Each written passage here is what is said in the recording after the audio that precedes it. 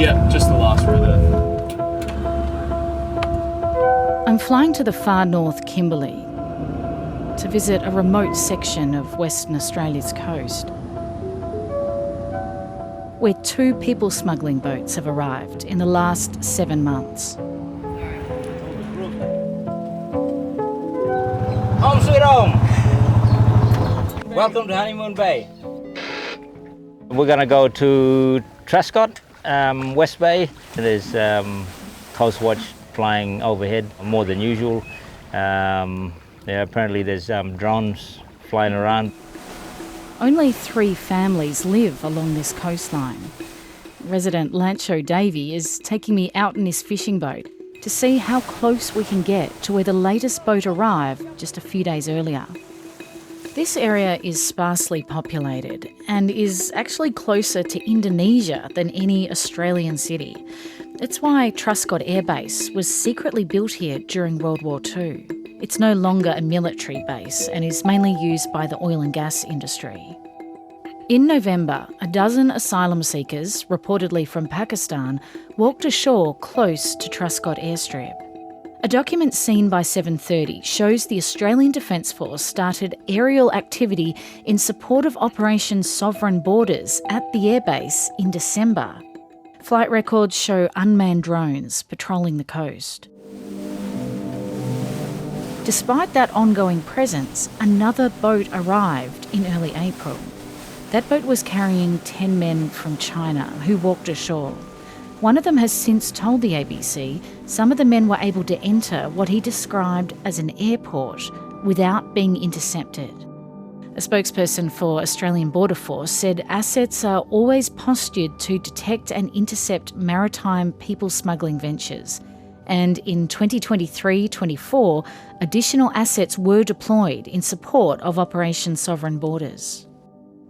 Long way from home, and we're a pretty rugged country. A lot of sandflies and mosquitoes and mice flies. So as long as they can handle that, I suppose they'll be all right. And crocs. As well as the people smuggling, there's been a spike in foreign fishing boats coming close to shore since 2020, according to federal authorities. You always hear of boats in the area. There's also some boats that come here and do illegal fishing and go up around one of our islands near Wallara, which is Graham Moore, and they sort of set up camp on the beach, and every now and then when we go around we'll either find rubbish on the beach, like Indonesian wrappers and stuff like that. So usually we'll clean it up. And that's pretty close to the mainland, isn't it? That's pretty close. I think they do come regularly. Usually they're long gone before anyone knows that they're actually there. But like we always keep an eye out for lights and stuff like that, because we can see the island from where we are. We've reached the barge landing close to the airbase, but it's unclear if we're allowed ashore. So I reckon this is as far as we're going to be able to get. This is the Truscott barge landing, and as you can see it says Maritime Security Level 1. So from what we can work out, this has become a pretty tightly restricted airspace. What is really puzzling people though is they've got all these extra resources here. Unmanned drones are just circling the coast. How was it that these Chinese nationals were able to come ashore and actually walk themselves into the airbase? It's the same thing locals are wondering at the nearby community of Kalumburu.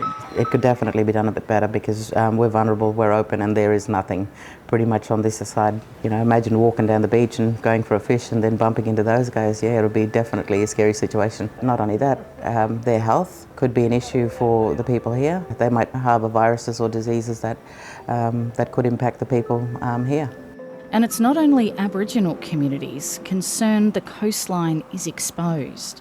How did this happen, really? I mean, that's the thoughts I think that was on everyone's mind. Our coastline can't be that lightly defended that any boat can arrive anywhere and wander onto an airbase. If a random boat can arrive and wander into an airbase, what else is happening in the north?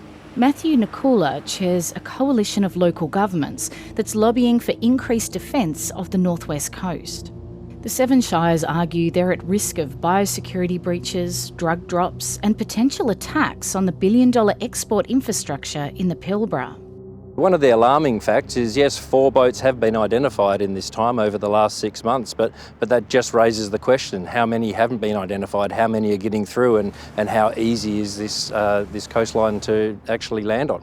The most vulnerable coastline we have is right along the north, and that's where we need to see a focus of key assets, key infrastructure, and a lot more presence. Australian Border Force said that it is appropriately postured to meet the current maritime people smuggling threat. In Columbaroo, Queenie man and former community chairman Les French is on his way to the local beach. It's good fishing. You can catch a few barramundi around here too, you know, and cod and stuff like that.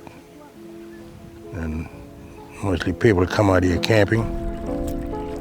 He says Indonesian fishermen have been visiting this coastline for centuries before colonisation. It's the people smuggling trade that worries him more, and the grim thought that some groups might not be found and will perish. Well, the only way they can survive is inland, not out in the mangroves and around the coast area, because it's a dangerous area. They can get picked up by the croc. They won't know where the crocodiles are, you know? They can be sleeping in a muddy area and cutting down mangroves and things like that, you know. They're doing the wrong thing. And Les reckons the coastline's just too big to spot and stop every single boat. It's a big, tough job, yeah, but you need somebody out there all the time, you know, checking, you know, not only, you know, and make sure that they don't come around here, but that's what the Aboriginal people are frightened of. The main thing is we need more communication, you know, because we are here and they should contact us and keep in touch with us to watch for people like that coming from overseas.